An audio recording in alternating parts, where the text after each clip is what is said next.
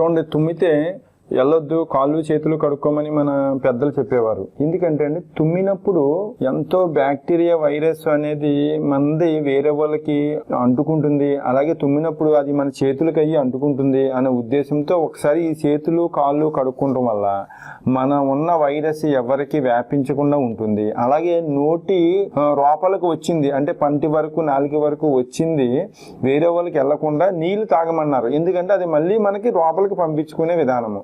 ఇది safe side అనే ఉద్దేశంతో ఒక మూఢనమ్మకం కింద మన పూర్వీకులు మనకి చెప్పారు. అందుకే తుమ్మితే నీళ్లు తాగి చేతులు కాళ్ళు కడుక్కోమని వెళ్ళమని చెప్పేవారు.